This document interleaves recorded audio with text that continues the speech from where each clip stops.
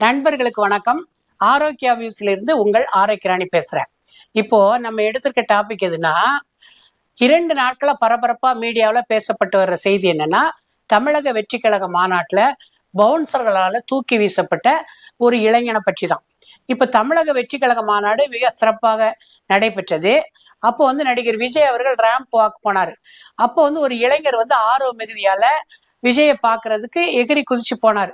போகும்போது பவுன்சர்களால தூக்கி வீசப்பட்டாரு. இந்த காணொலியை எல்லாருமே பார்த்தாங்க. ஆனா யாரும் இதை பத்தி பேசல. ஏன்னா பவுன்சர்களோட கடமை எதுன்னா, அவர்களுக்கு கொடுக்கப்பட்ட வேலையை அவங்க செஞ்சாங்க. அவங்க பாதுகாக்க வந்த விஐபிய அவங்க பாதுகாக்கணும். அவங்களுக்கு விருப்பு வெறுப்பு எதுவும் கிடையாது. அவங்களுடைய கடமையை செஞ்சாரு. இப்ப எகிரி குதிச்சு வர்ற பையன் ரசிகனா அல்லது தீவிரவாதியா அல்லது என்ன அவர் நோக்கத்தோட வர்றாருன்னு தெரியாது. யார் வந்தாலும் அவங்க அவர்களை தடுத்து அந்த விஐபியை காப்பாத்துறது, அந்த வேலையை தான் அவங்க செஞ்சாங்க. ஆனா இப்ப பெரம்பலூர்ல சரத் என்ற ஒரு இளைஞருடைய அம்மா போய் பெரம்பலூர் காவல் நிலையத்துல காவல்துறை கண்காணிப்பாளர்கிட்ட ஒரு புகார் கொடுத்துருக்காங்க. எனக்கு இருக்கிறது ஒரே பையன், அவன் இந்த தமிழக வெற்றி கழக மாநாட்டுக்கு போனான், அப்போ பவுன்ஸ்களால் தூக்கி வீசப்பட்டான், இப்போ அவனுக்கு அடிபட்டு அவனுக்கு உயிருக்கு ஆபத்தா இருந்ததுன்னா என்னுடைய நிலைமை என்ன அப்படின்னு சொல்லி இந்த அம்மா ஒரு புகார் கொடுத்தாங்க. கூட இந்த சரத்துங்கிற பையனும் போயிருந்தான். போயிட்டு அவன் புகார் கொடுத்துட்டு அவன் என்ன பண்ணா, வெளியே மீடியாக்களுக்கு பேட்டி கொடுத்தான். மீடியாக்களும் மாறி மாறி கேள்வி கேட்டாங்க. அவனால ஒரு கரெக்டா பதில் சொல்ல முடியல. அவனுடைய ஸ்டேட்மெண்ட் எல்லாம் முன்னுக்கு பின் முரணா இருந்தது. இதுக்கிடையில இன்னொரு பையன் சொன்னா, நான் பேட்டி கொடுத்து எங்க அம்மாவே இல்லை அப்படின்னு சொல்லி ஒருத்தர் வேற பேசினான். இந்த மாதிரிலாம் இருக்கும் பொழுது விழுப்புரத்தில் உள்ள அஜய் என்ற ஒரு இளைஞர் அவங்க அம்மாவோட போய் மீடியாக்களுக்கு பேட்டி கொடுத்தாரு. தமிழக வெற்றி கழக மாநாட்டுக்கு சென்றது நான் தான். நான் நடிகர் விஜயனுடைய தீவிர ரசிகர். ரொம்ப ஆர்வம் மிகுதியால நான் என்ன பண்ணேன், விஜயை பார்க்கறதுக்காக மேல எகிரி குதிச்சு, அது என்னுடைய தவறு தான். பவுன்சர்கள் என்னை தூக்கி வீசினாங்க. நான் அங்க உள்ள ஒரு இரும்பு கம்பியில தொங்கிட்டு எப்படியோ என்னோட உயிரை காப்பாத்தி கொண்டேன். ஆனால் நான் செய்தது தவறுதான் அப்படின்னு சொல்லி அந்த அஜய் என்ற இளைஞர் சொல்றாரு. அவங்க அம்மாட்ட கேட்குறாங்க. அவங்க அம்மாவும் சொல்றாங்க, தவறு தான், என் பையன் நடிகர் விஜயோட தீவிர ரசிகர். ஆனா ஒரு கட்டுப்பாடு எல்லாம் இருக்கும் பொழுது அந்த தடையை மீறி போனது என்னுடைய மகனுடைய தவறு தான். ஆனா என் மகனுக்கு ஒன்றும் ஆகலை. கட்சிக்கு எந்த ஒரு அவப்பேரும் ஏற்பட்டு விடக்கூடாது அப்படிங்கிறதுக்காக நாங்கள் அமைதியா இருந்தோம்.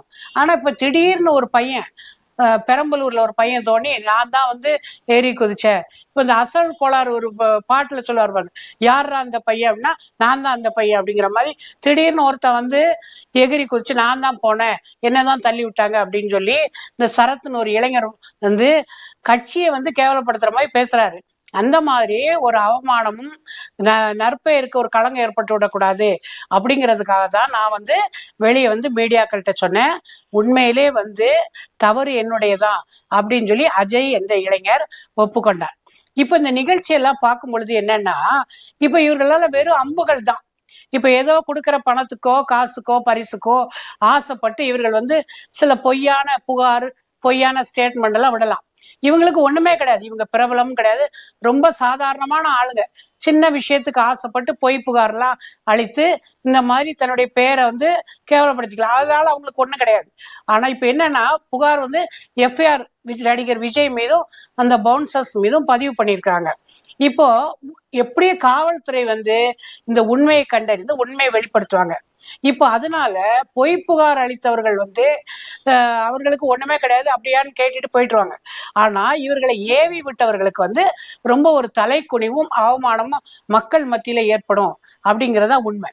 நான் என்ன சொல்றேன்னா, ஆளுங்கட்சி எதிர்கட்சி கொள்கை ரீதியா பாஜக இதையெல்லாம் எதிர்த்து ஒருத்தர் மாநாடு போட்டு மக்கள் மத்தியில வீரத்தோடு பேசுறாரு அப்படின்னா அவரை வீரத்தோடு நம்ம ஃபேஸ் பண்ணோம். அதுதான் ஒரு நல்ல தலைமைக்கு அழகு. இப்ப 2026 தேர்தல் வருது. இந்த தேர்தல்ல நம்ம நம்மளுடைய நற்பெயர், நம்ம செய்யற நலத்திட்டங்கள், மக்கள் மத்தியில நமக்கு நல்ல பேரு, இதையெல்லாம் எடுத்துக்காட்டி நேருக்கு நேரா போரிடுறதா ஒரு வீரனுக்கு அழகு.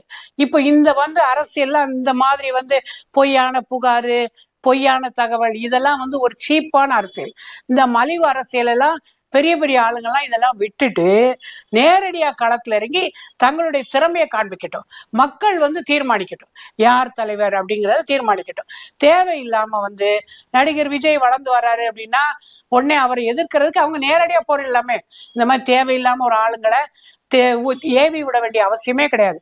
இப்ப 2026 தேர்தல் யார் உண்மையான தலைவர், மக்கள் அபிமானம் பெற்றவர்ங்கிறத உறுதி சொல்லிடும். அதனால அப்படிப்பட்ட பெரும் புயல் வரும் பொழுது இந்த நல்ல ஸ்ட்ராங்கான தூண்கள் அப்படியே நிற்கும். இந்த தூசு துருவெல்லாம் காணாம போயிடும். அதை தலைவர்கள் எதிர்த்து பின்னாடி இயக்குபவர்கள்லாம் புரிந்து கொள்ள வேண்டும். எனவே இந்த மாதிரி மலிவு அரசியலை விட்டு வீரமா எதிர்த்து போராடுங்கள் என்பதே என்னுடைய கருத்து அப்படின்னு கூறிக்கொண்டு விடைபெறுகிறேன். நன்றி, வணக்கம்.